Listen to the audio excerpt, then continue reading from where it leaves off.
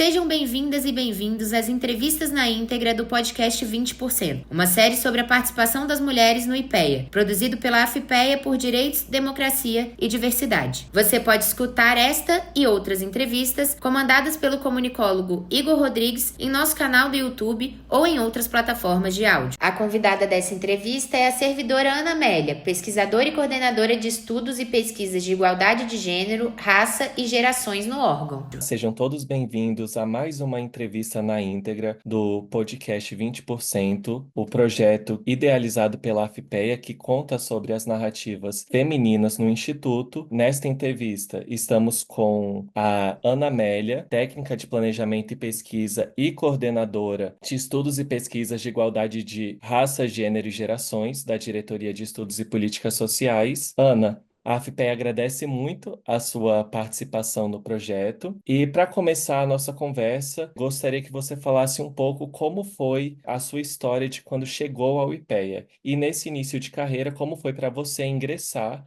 como mulher em uma instituição como IPEA? As suas expectativas foram cumpridas? Em primeiro lugar, eu queria parabenizar a AFPEA por essa iniciativa, que é muito importante, e agradecer o convite, que eu me fico muito honrada. Bom, eu ingressei no IPEA em 1987, quando a sociedade brasileira era outra, e o IPEA também, né, era bastante diferente do que é hoje. Então, se hoje a gente acha que tem poucas mulheres, naquela época eram muito menos, e muito menos mulheres em cargos de chefia. Então, por uma série de contingências, eu entrei no IPEA como chefe de gabinete. E, na época, era o IPLAN, né, que era um instituto que ficava em Brasília. E quando eu cheguei, quando eu fui a primeira chefe de gabinete mulher, então houve, eu não sei a palavra correta, se é um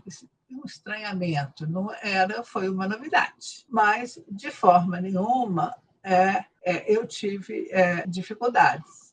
Algumas pequenas que as pessoas riam, porque, bom, eu, né, como chefe de gabinete, tinha que providenciar compras, né, para o IPEA, para os setores, vários setores do IPEA, ou providenciar, na verdade, não providenciar, mas solicitar e autorizar. E eu lembro que, às vezes, eu pedi algumas coisinhas como post-it, que era novidade na época, e alguém dizia lá no departamento de administração que aquilo era frescura de mulher. Hoje, homens e mulheres usam, tomam por garantido que isso é bom para todo mundo, que isso é útil para todo mundo. Mas, fora isso, eu não posso me queixar, né, absolutamente. Eu considero um privilégio trabalhar no IPEA e eu nunca senti nenhuma barreira por eu ser mulher. Às vezes, algumas fofoquinhas no começo, quando eu entrei como chefe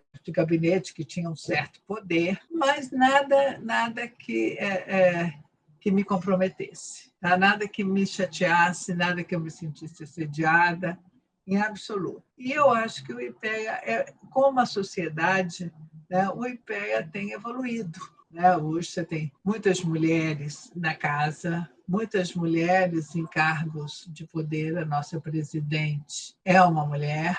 Na verdade, eu tenho que confessar que tiveram, ao longo da história do IPEA, dos 60 anos do IPEA, né, tiveram poucas mulheres na presidência. Fásia Camargo, Vanessa, que eu me esqueci o sobrenome, e agora Luciana. E realmente a história do IPEA mostra poucas mulheres, né, na presidência, mas não nas diretorias, né? As diretorias tiveram ou têm tido, né, uma característica mais plural. E acho que, enfim, que é importante, inclusive, o que vocês da FIPEA estão fazendo, para que a gente possa legitimar cada vez mais, né, essa presença feminina, não só nos quadros técnicos e administrativos do IPEA, mas nos quadros de poder. Nós observamos que essa construção da presença feminina, pela sua fala e a fala das outras servidoras que também emprestaram a voz à sua narrativa para o projeto, que realmente principalmente as que iniciaram em anos anteriores do IPEA, diferentemente dos atuais, que tem uma diversidade maior e o IPEA preza por uma diversidade maior nas suas composições de diretorias, que realmente ocorria um estranhamento quando vocês entravam no órgão. Sobre evolução profissional, o que você pode dizer sobre o fluxo de trabalho no IPEA? Se havia liberdade intelectual e se você sentiu que essa liberdade intelectual e o fluxo de trabalho, ele tinha alguma... O fato de você ser mulher influenciava nesses quesitos na sua trajetória profissional? Antes de eu responder essa pergunta, eu vou contar uma historinha que me aconteceu, que eu falei que nunca senti nada, mas teve uma época que eu fui assumir a coordenação, na verdade nem era ainda a coordenação adjunta de emprego e salário. Eu trabalhava nessa coordenação e assumi a coordenação adjunta. E teve uma pessoa que pediu para sair da coordenação porque ele não queria ter uma chefe mulher. E era uma pessoa até que eu me dava muito bem socialmente com ele. Tanto que eu nem senti que era pessoal, né? Eu senti que era uma dificuldade da pessoa de ter uma chefe mulher. Isso foi lá para os anos 89, 90. Então, isso aí eu lembrei de reportar. Bom, eu nunca tive problema quando eu comecei falando que é um privilégio trabalhar no IPEA, né? Eu sempre tive total apoio para as coisas que eu quis fazer, que eu propus. Eu me considero uma pessoa produtiva, né? Eu prometo, eu entrego, mas isso é possível porque eu tenho tido, desde que eu me ingressei, eu tenho tido muito apoio por parte do IPEA. Nunca tive nenhuma restrição. No caso que eu reportei, né, da pessoa, a pessoa saiu da coordenação, mas eu não deixei de assumir a coordenadoria adjunta porque a pessoa não quis, não quis trabalhar sob a direção, a coordenação de uma mulher. A gente tem um segmento aqui no podcast que fala sobre esses tópicos mais sensíveis. A gente observa que, para algumas mulheres, esse tópico do desconforto e dessas ações que pessoas fazem com elas, realizam no ambiente de trabalho, pode fragilizá-las. E tem outras mulheres que tratam isso com uma naturalidade, e aí vai de cada uma. Então, já que você começou a contar essa história, vamos conversar um pouco mais sobre isso. Nessa sua trajetória profissional no IPEA, que é longa, o que você observou sobre as resistências no trabalho das mulheres? Pode ser que na sua narrativa não ocorreram muitas, mas que como você está numa coordenação que fala sobre gênero, você consegue trazer uma pluralidade sobre essa temática. Bom, teve uma outra coisa que agora eu me lembrei, que quando assumi o governo Bolsonaro, eu já era coordenadora desta área. O presidente que assumiu, o presidente do momento, ele deu uma entrevista no estado de São Paulo, na Folha de São Paulo, dizendo que ia acabar com a coordenação de gênero, raça e geração, porque gênero para ele era mimimi. Então, ele disse isso num contexto, né, que ele ia fazer uma reforma da estrutura do IPEA, que a estrutura era disfuncional, e não foi fora de contexto, foi dentro de um contexto que ele achava que precisava de fazer uma reforma na estrutura do IPEA, e uma das coisas seria acabar com a coordenação de gênero, raça e geração. Como eu era coordenadora, eu senti uma obrigação de fazer alguma coisa. Então, eu redigi uma carta, conversei com os colegas e pedi uma hora, uma audiência com o presidente e falamos para falar sobre o assunto. Eu levei a carta e conversei. O meu objetivo naquela conversa era que, tudo bem, ele tinha poder, né, para mudar a estrutura, fazer acabar com a coordenação como ele bem tendência, ele tinha poder para fazer isso. Mas o que eu estava pedindo para ele era que ele, pelo menos, ele mantivesse, já que, se é que ele ia acabar, que ele pelo menos mantivesse a pauta de estudos de gênero, raça e geração. E a gente acabou tendo uma conversa. Aí ele me recebeu, fui muito bem recebida, e tivemos uma conversa muito boa. Né? E ele acabou dizendo, não, aquilo ali eu falei sem pensar, etc. Tal. É que eu não entendo, né? Era uma pessoa mais velha, realmente, eu não entendo dessa questão. Então, assim, eu acho que, mas nada aconteceu, mas houve uma fala externa, uma fala para um jornal de grande circulação, né, que é a Folha de São Paulo. Mas, na prática, nada aconteceu. As coisas continuaram.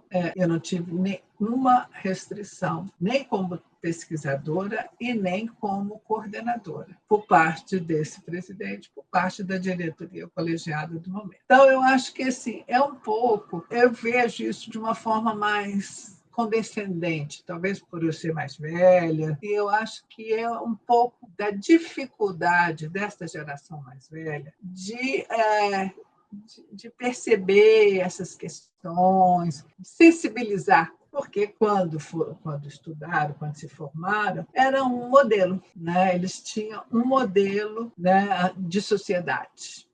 Como o meu colega que não quis trabalhar sob a minha coordenação, e nem era coordenação, era sob coordenação adjunta. Eu acho que a sociedade era outra. Quer dizer, então, é um problema assim, muito de sensibilização e de educação. E eu fico feliz comigo de eu ter ido, porque no primeiro momento eu pensei, vou mandar carta, assinar carta e mandar. Mas depois eu pensei um pouco mais, falei, eu sou mineira, eu falei, vou ser mineira nessa história, eu vou agir como mineira, então vou ser mais diplomática, tá? Não vou bater de frente. E foi uma conversa ótima. Essa fala, nessa conversa que você teve, revela muito sobre o social, porque quando a gente fala sobre igualdade, inclusão, e quando a gente fala sobre as políticas de diversidade, seja de gênero, de raça, a gente observa que as pessoas que não tiveram acesso a esse conhecimento, elas associam muito a uma lógica de poder, que uma vez que a gente estuda e que a gente coloca essas políticas em prática, a gente está dando poder a essas minorias sociais, quando na verdade a gente está tentando trazer um equilíbrio, uma igualdade. E aí, muitas das vezes, principalmente com gerações antigas, esse entendimento ele parte de um lugar um pouco mais sensível, porque toda uma sociedade era ensinada de uma certa forma que, para quebrar esses paradigmas, logicamente, é muito complexo. Apesar de também ser muito cansativo para quem tem que explicar, né? Vocês, mulheres, têm que explicar coisas que, como são do cotidiano de vocês, são muito básicas, mas para algumas pessoas ainda reproduzem muitos dos seus preconceitos embasados nessa cultura que foi passada. Um pouco sobre diversidade política. Eu queria entrar num tópico que hoje a gente observa que, quando a gente fala sobre diversidade, a gente consegue congregar mais esse assunto com a diversidade de posicionamentos políticos. Eu queria saber se, na sua percepção, as orientações políticas distintas dos técnicos que trabalhavam no IPEA, não somente dos técnicos, mas todo o corpo do IPEA, afetava a dinâmica de trabalho, principalmente para esses grupos, né? Se algum posicionamento influenciava no fluxo de trabalho de todo um coletivo. Olha, eu acho que não, eu não senti isso. Eu acho que eu tenho uma posição um pouco mais progressista e eu já trabalhei com gente bastante conservadora. E a minha pauta principal de pesquisa é o envelhecimento. E eu fiquei até muito positivamente assustada, né, assim, gratificada, na verdade, porque em 2004, vamos fazer, né, já fizeram 20 anos, eu propus para o IPEA, aqui no Rio, que sempre teve uma posição mais conservadora em relação ao IPEA Brasília, mas eu propus uma pesquisa sobre asilos, nos asilos, que na época era uma coisa, hoje as coisas já mudaram muito enfim, a posição em relação a isso já mudou muito, mas era meio que um tabu. Eu falei, gente, fiquei preocupada, o pessoal vai achar que eu sou uma esotérica. Do diretor, na época, eu recebi Eu já tinha proposto, comecei a fazer, tive todo o apoio, mas houve uma mudança de diretor, eu fui chamada para explicar o que eu fazia. Eu vi que ele teve um risinho meio irônico, assim, como, Brasil, é muito importante. Assim, foi uma coisa meio... Mas eu fingi, fiz cara de paisagem, fingi que não era, e eu continuei, o trabalho está aí, é o único trabalho feito no Brasil, um censo sobre ILPs, é o único trabalho feito, já foi publicado, tem vários livros publicados com esse, enfim, e isso existe porque, na verdade, eu tive muito apoio por um tema que era, na época, meio tabu, assim, meio que tinha muito preconceito, e ainda tem até, mas isso aconteceu porque houve todo o apoio necessário da parte do IPEA. O apoio institucional ele é muito importante, né, para... É importantíssimo. Por isso que eu sempre digo, é um privilégio trabalhar no IPEA. Então vamos falar um pouco sobre maternidade, que é um tópico legal de discussão sobre a trajetória feminina. Eu queria que você falasse um pouco sobre a decisão da maternidade, se você acredita que o fato de você ser mãe afetou a sua carreira. Não afetou a minha carreira, de forma nenhuma. Pode ter afetado muito mais a convivência minha com as minhas filhas, eu tenho 2 filhas, pode ter afetado muito mais a minha convivência com elas do que a minha carreira.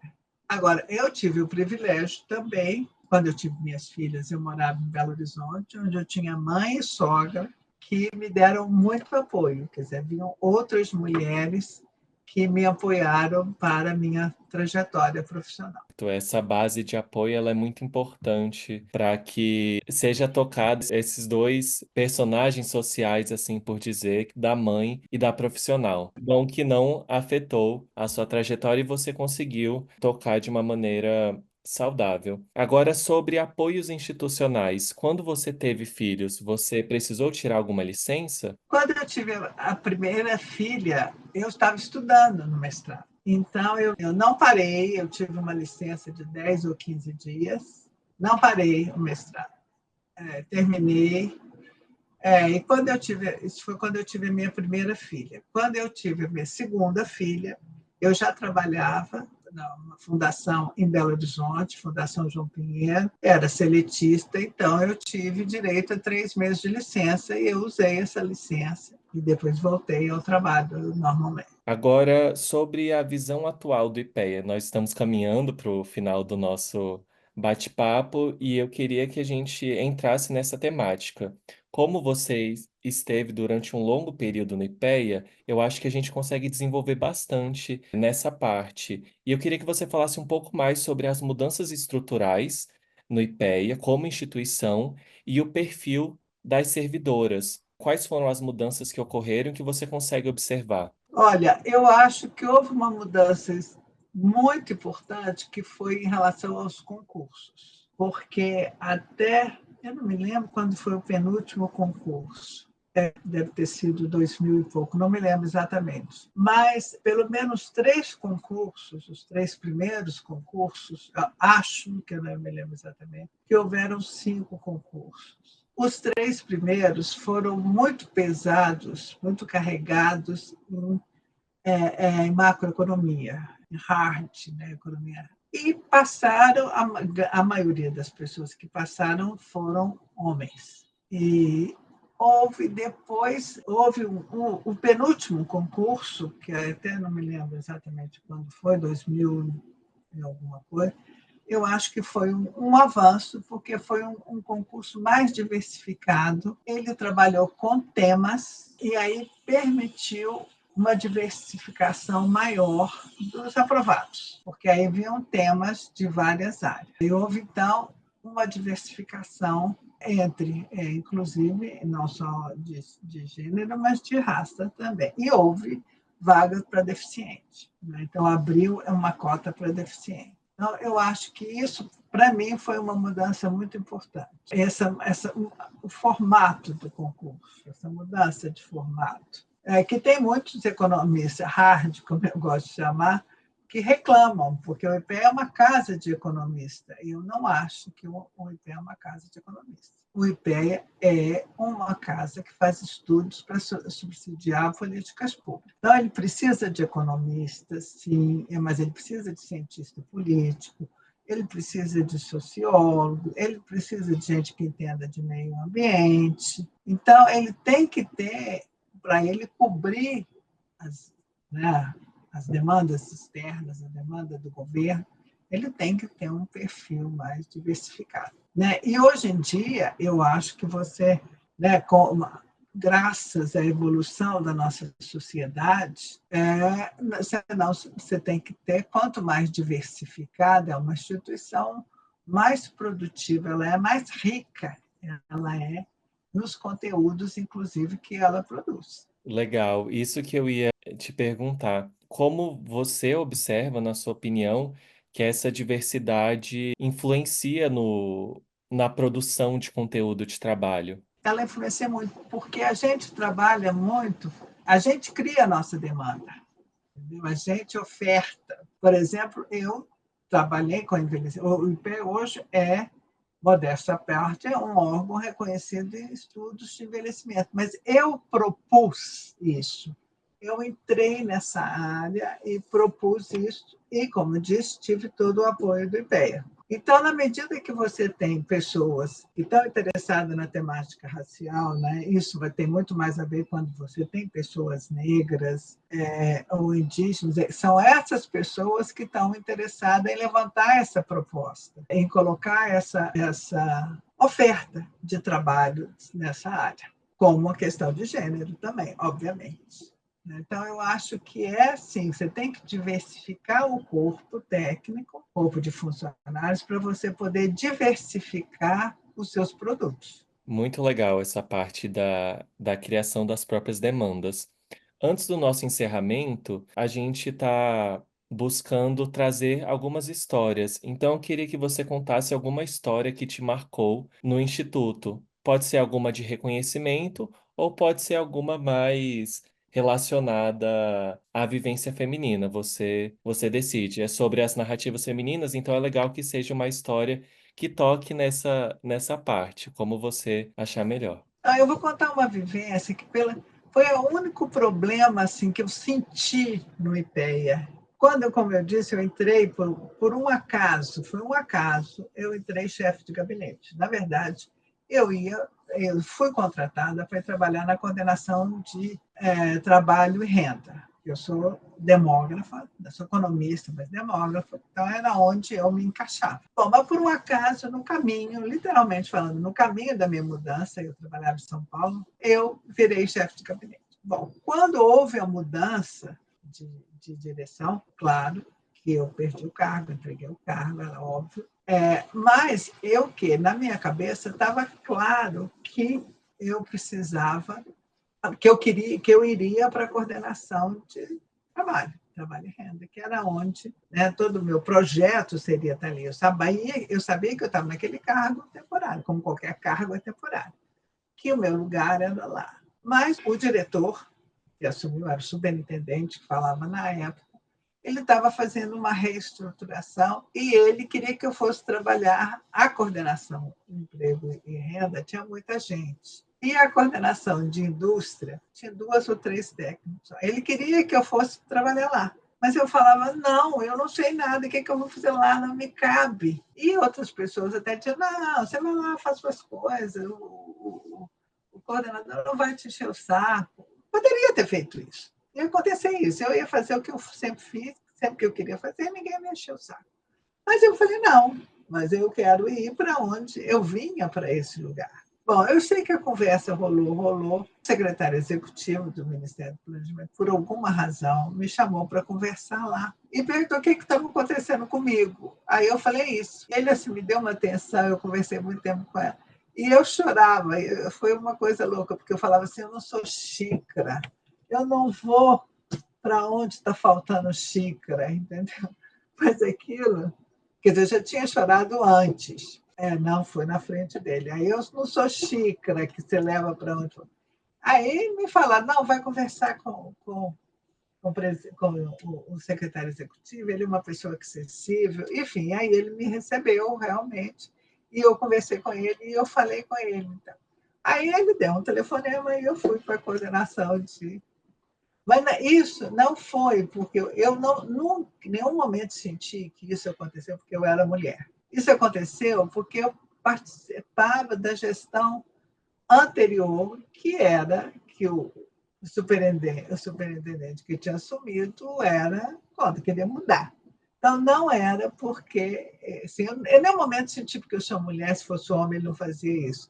Não, eu acho que ele faria, sim, se fosse um homem. Mas o problema dele era a questão mais política, e ele queria fazer uma matemática, ele queria dividir as pessoas na coordenação pela matemática, e não pela capacidade, pela o que a pessoa poderia aportar.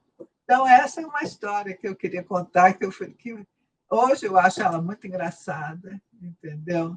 Outro dia um dia desse eu contei para uma pessoa que estava na sala enquanto eu conversava com o secretário executivo, que não viu, que sabia dessa história. Enfim, hoje é uma história, já que passou, que terminou bem, a gente conta rindo. Mas foi uma história minha no IPEA. Essas histórias, quando correm, quando você está no seu cotidiano e você não construiu ainda uma trajetória muito extensa, ou você está no início de sua carreira, com certeza tocam num lugar mais sensível. Para o nosso encerramento, nós estamos pedindo uma mensagem, que seria uma mensagem que você gostaria de deixar para as futuras gerações de mulheres que desejam ingressar no IPEA ou instituições semelhantes que ainda não possuem esse grau de diversidade elevado. O que eu tenho a dizer é que venham, que vão, que se esforcem, que batalhem, que vocês acham o seu lugar. Eu acho que a gente é que faz o lugar, né? A gente que cria o nosso espaço. Tem horas que é cansativo, mas a gente já evoluiu muito, que faz com que a gente tenha que brigar menos, né? Hoje em dia, a gente já está com o espaço mais reconhecido, mas eu acho que a gente também nunca deve tomar por garantido que aquele espaço existe. A gente não pode, como dizia Fernando Montenegro, na democracia você não pode sentar nunca. Então é isso, eu acho que fique bem atenta, mas vão porque vale a pena. Ana, a FIPEA agradece a sua participação no nosso projeto. É muito importante trazer a sua vivência e você dar voz à sua vivência, porque um podcast, como é algo de escuta, a gente acaba tornando eterno a fala de todas as mulheres que passam por esses projetos e que futuramente as pessoas podem escutá-la e entender as visões de cada uma das servidoras que toparam trazer a sua narrativa. Muito obrigada, sou eu que agradeço a oportunidade. Parabéns para a FIPEA pela iniciativa. Agradecemos aos ouvintes e pedimos para que siga a FIPEA em nossas redes sociais para acompanhar esse e outros projetos. Até o próximo episódio.